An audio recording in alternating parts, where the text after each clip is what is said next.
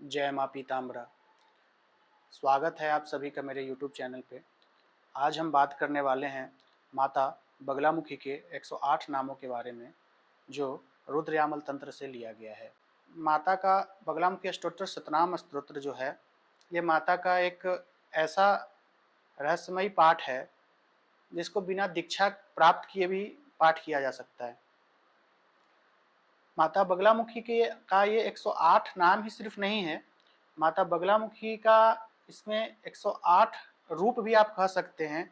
इसमें सौम्य रूप से लेके माता का उग्र रूप तक को जो है मिक्स किया हुआ है, जिससे आदमी के जीवन से नकारात्मकता, कोई भी बुरी चीज आसानी से दूर की जा सकती है। सबसे पहले बात तो यह है कि महाविद्या जो भी हैं, उनकी पूजा पाठ को करने के लिए, उनकी कृपा को प्राप्त करने के लिए पाठ से ज्यादा जरूरी है कि आपका समर्पण कैसा है उनके प्रति। अगर आप पूरे भाव के साथ उनमें समर्पित हैं, उनके ऊपर आपका पूर्ण विश्वास है, तो आप फिर निश्चिंत रहिए कि आपके जीवन में किसी भी तरह की कोई भी कठिनाई या आपको किसी के सामने झुकना पड़ेगा, खासकर जब आप माता बगलामुखी के शरण में हैं। और कहा जाए तो ये 108 नाम जो है माता का, जो ये रुद्र यामल तंत्र से है, ये इतना प्रभावशाली है, इससे जीवन में कुछ भी किया जा सकता है माता का कृपा प्राप्त करके। ये 108 नाम, ये 108 शक्ति के समान है, जो हर पल हर घड़ी आपके ऊपर कृपा अपने रखी रहती है, अपनी नज़र रखी रहती है, आपको हर चीज़ से बचाती है। आज के भागदौड़ भरे जीवन में लोगों के पास समय नहीं है, लोग डिप्रेशन में जा रहे हैं, या उनके पास टाइम नहीं है कि वो कुछ भी कर पाएँ। तो अगर आप कुछ भी नहीं कर सकते हैं, तो सबसे पहले तो आप पूरा माता के ऊपर आप भाव के साथ जुड़ के उनके साथ पूर्ण समर्पित हो जाइए पहले। उसके बाद अगर आप सिर्फ ये 108 नाम भी करते हैं अपने डेली के रूटीन में, किसी भी समय, सुबह दोपहर शाम रात, आप ये मत सोचिए कि सुबह करना था दोपहर को नहीं कर सकते, ऐसा कुछ नहीं है।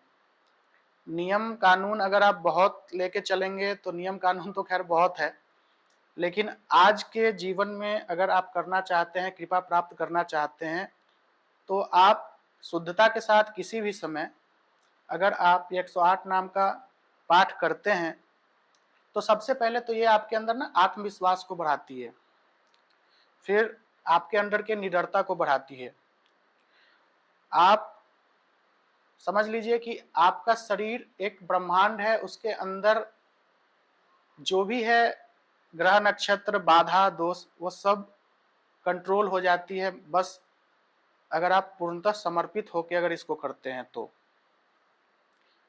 और भाव तो सर्वप्रथम है, भाव तो आपको रखना ही पड़ेगा। भाव के बिना मतलब महाविद्या का कृपा भाव के बिना तो प्राप्त नहीं किया जा सकता है।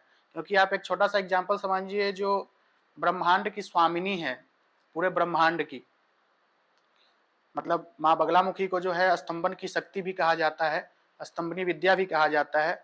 यहाँ तक भी कहा जाता है, जो मैंने अपने गुरु जी से सुना है या गुरु भाई से सुना है कि, और पढ़ा भी है कुछ जगह पे, कि माता बगलामुखी की शक्ति से ही ये ब्रह्मांड में जो भी चीज स्तंभित है, जैसे जो सूर्य अपनी जगह है, या चंद्रमा अपनी जगह है, या पृथ्वी अपनी जगह है, या कोई ग्रह अपनी जगह है, वो इसी स्तंभन की शक्ति से अपनी जगह पे स्थिर है।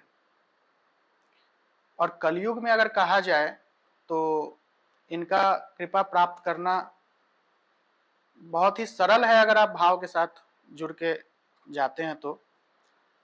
और माँ बगलामुखी जो है वो आपको झुकने नहीं देती है कहीं, चाहे सामने आपके कोई भी हो, कैसा भी हो, कुछ भी हो, अगर आप समर्पित हैं, अगर आप उनके प्रति आपकी श्रद्धा है, तो सिर्फ ये 108 नाम भी आपको हर चीज से उबार सकती है।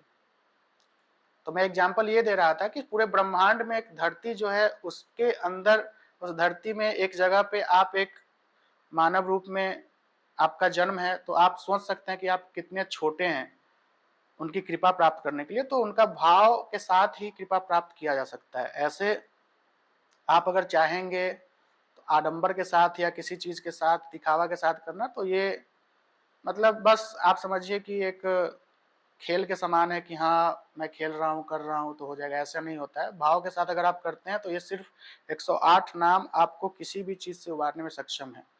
वैसे तो ये जो 108 नाम है वो दो तंत्र में आते हैं, एक रुद्रयामल तंत्र का अलग है, विष्णु यामल तंत्र का अलग है। रुद्रयामल तंत्र कहा जाए तो ये आप नाम से ही समझ सकते हैं, रुद्र जो है वो भगवान शिव का जो है उग्र रूप में आते हैं।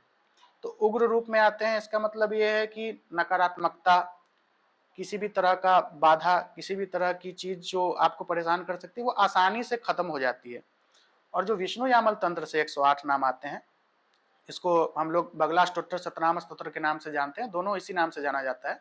तो जो विष्णु यामल तंत्र से है वो लक्ष्मी को प्राप्त करने के लिए, स्थिर लक्ष्मी को प्राप्त करने के लिए, या आप कहे तो सौम्य रूपों को देखते हुए उसमें करने के लिए वो सक्षम है।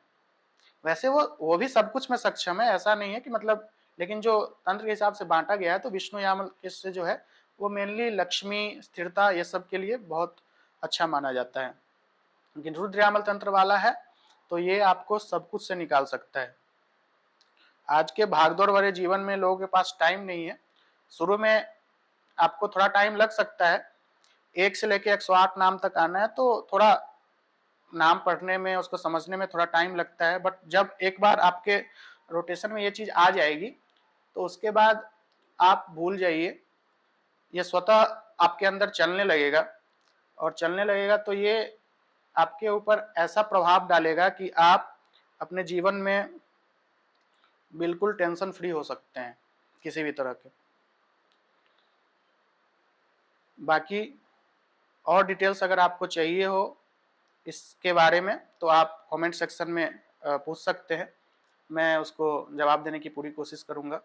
उम्मीद करता हूं आपको ये वीडियो पसंद आई होगी और माँ बगलामुखी आप सभी पे अपनी कृपा दृष्टि बनाए रखें।